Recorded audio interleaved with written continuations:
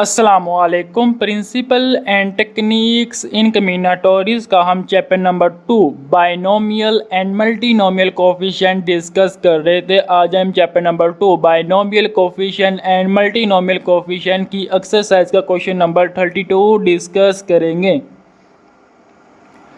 Question number 32 में वो ये कहता है समेशन r इक्वल टू 0 से n-1 to n-1 C r बराबर है 2 रेज़ की पावर 2n-2 के। हमने ये प्रूव करना है। तो सबसे पहले जो हमारे पास लेफ्ट हैंड साइड है इसको लेके चलेंगे और हमने राइट हैंड साइड प्रूव करनी है। लेफ्ट हैंड साइड में हमारे पास है समेशन r इक्वल टू 0 से n-1 to n-1 C r।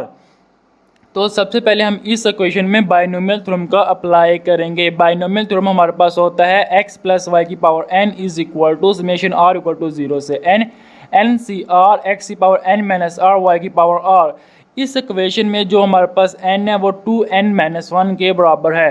तो मैं n is equal to n-1 put करूँगा इस इक्वेशन में बाइनोमियल थ्योरम में, तो हमारे पास इक्वेशन आ जाएगी x प्लस वाई की power 2n-1 is equal to summation r equal to 0 से 2n-1 2n-1 c r x की power 2n-1 minus r y की पावर r। इस इक्वेशन में x और y का कोई भी जिक्र नहीं है, मीन के मुझे x और y की जगह 1 पुट करना पड़ेगा। मैं करूँगा put x is equal to y is equal to 1 in given equation, mean के इस इक्वेशन में मुझे x और y की जगह 1 पुट करना पड़ेगा। तो 1 plus 1 is equal to n-1 equal to summation r equal to 0 से 2n-1 2n-1 सी r 1 की पावर 2n-1 माइनस r 1 की पावर r। और 1 की power something is equal to 1 के बराबर होता है। और 1 किसी भी वैल्यू से मल्टीप्लाई हो जाए तो वैल्यू में कोई भी चेंजिंग नहीं आती, क्योंकि 1 जो है मल्टीप्लिकेशन आइडेंटिटी है। तो हमारे पास जो इक्वेशन आएगी 2 की power 2n-1 equal to summation r equal to 0 से 2n-1 2n-1 सी r। इसे मैं क्वेश्चन नंबर 1 कहता हूँ।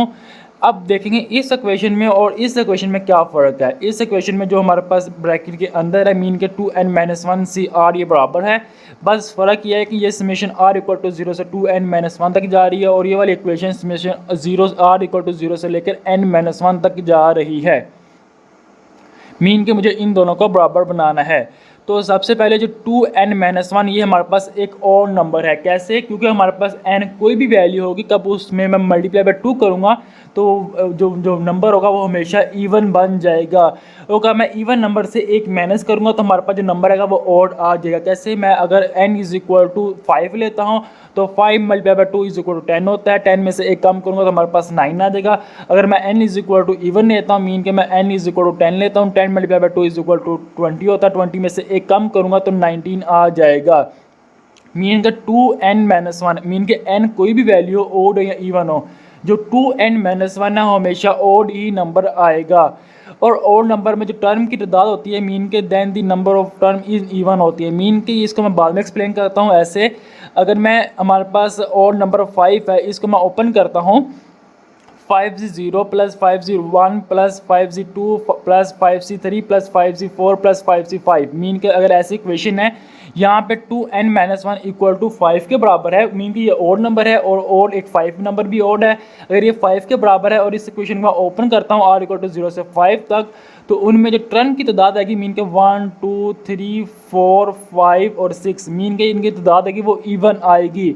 मीन के अगर हमारे पास ऊपर ओड नंबर आएगा यहाँ पे अगर और नंबर होगा तो हमारे पास जो टर्म की तादाद होगी वो इवन आएगी।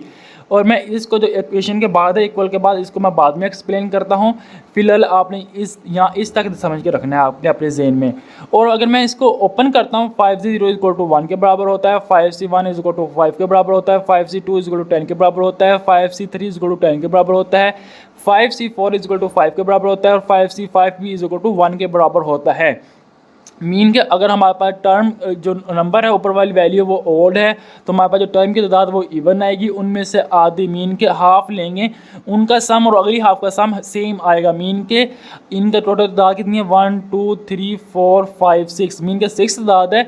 मीन के फर्स्ट तरीका सम और लास्ट वाली थ्री का सम, मीन के फर्स्ट थ्री और नेक्स्ट थ्री का जो सम होगा मीन के आधा जो होगा वो 3 होता है। मीन के इनके 2 हिस्से कर लिए मैंने, पहले 3 को जमा किया और एंड वाले 3 को जमा किया, उनका जो सम आएगा वो हमेशा सेम ही आएगा। और इसको समझने का ये तरीका है कि अगर r इक्वल टू 0 से 5 है, n c 5 है, इसको ओपन करेंगे वो इसके बराबर होता है। और जो ये टर्म की तादाद है मीन के, मैंने जो टर्म है इनमें 1 2 3 लिया है, मीन के 3 प्लस मल्टीप्लाई बाई 2 अगर मैं इस शेप में लिखता हूँ n is equal to 3 multiply by 2 6 होता है, 6 माइनस 1 कितना होता है 5 होता है, मीन के ये 5 लिख दिया।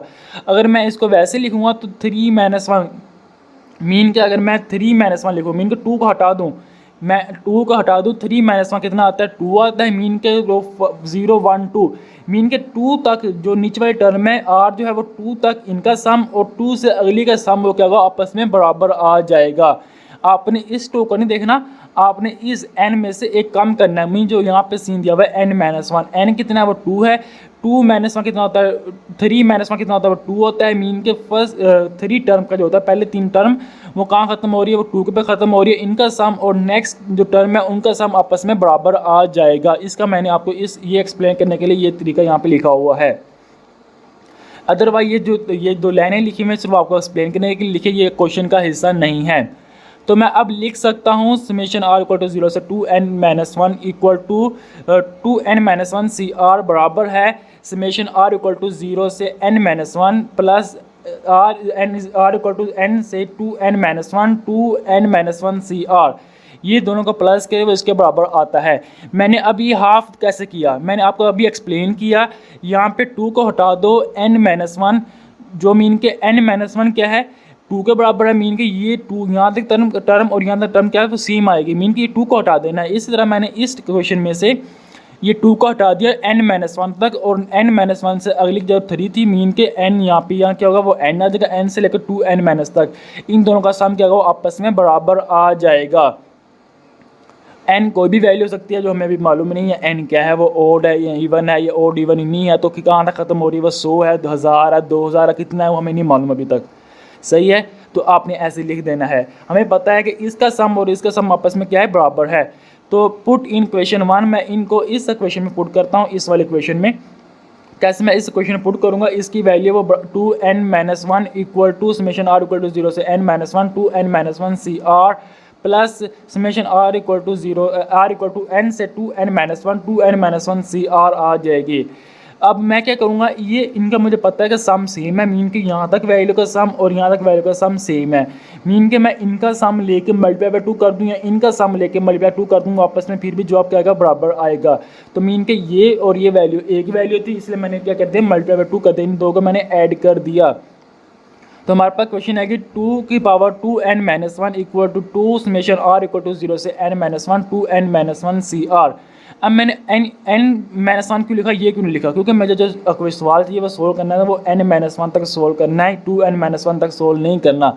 अगर वो यहाँ पे देता n से r इक्वल टू n से लेकर 2n माइनस 1 तो मैं इसको यहाँ पे लिख लेता, और उसने सवाल में ये वाली वैल्यू दी हुई तो मैंने इसके साथ मल्टीप्लाई बाई 2 कर दिया है, क्योंकि इसका सम और इसका सम आपस में बराबर होते हैं। अब हमारे पास क्वेश्चन नंबर 1 ये आगे की थी, जो हमारे पास लास्ट टर्म थी 2 रेज़ की पावर 2n माइनस 1 बराबर है 2 multiply by summation r equal to 0 से n माइनस 1 2n माइनस 1 सी आर। तो इसको मैं आप सोल्व करूँगा, ये 2 यहाँ मल्टीप्लाई हो रहा है, यहाँ पे जाकर डिवाइड हो जाएगा। कब यहाँ पे डिवाइड होगा तो हमारे पास क्वेश्चन है कि 2n माइनस 1 2 की power 2n minus 1 divided by 2 equal to summation r equal to 0 से n माइनस 1 2n माइनस 1 सी आर आ जाएगी। अब ये वैल्यू नीचे डिवाइड हो रही है, ऊपर क्या हो जाएगी मल्टीप्लाई हो जाएगी और इनकी पावर माइनस 1 आएगी। सॉरी यहाँ पे माइनस 1 लिखना मैं भूल गया हूँ। 2 की पावर 2n माइनस 1 की मल्टीप्लाई बाई 2 की पावर माइनस 1 यहाँ पे आना था equal to summation r equal to 0 से n माइनस 1 2n माइनस 1 सी आर आ जाएगी। तब मैं इसको ऐड करूँगा, इसकी पावर माइनस 1 है, इसकी पावर माइनस 1, ये माइनस 1 और माइनस 1 माइनस 2 हो जाएगी। हमारे पास क्वेश्चन है कि समेशन 2 की power 2n minus 2 equal to summation r equal to 0 से n माइनस 1 2n माइनस 1 सी आर आ जाएगी। जो हमने प्रूव करना था हमने प्रूव कर लिया, हिंस प्रूव। उम्मीद है आपको इस क्वेश्चन नंबर 32 की समझ आ गई होगी। इंशाल्लाह नेक्स्ट वीडियो में हम क्वेश्चन नंबर 33 डिस्कस करेंगे। तब तक अल्लाह हाफिज़।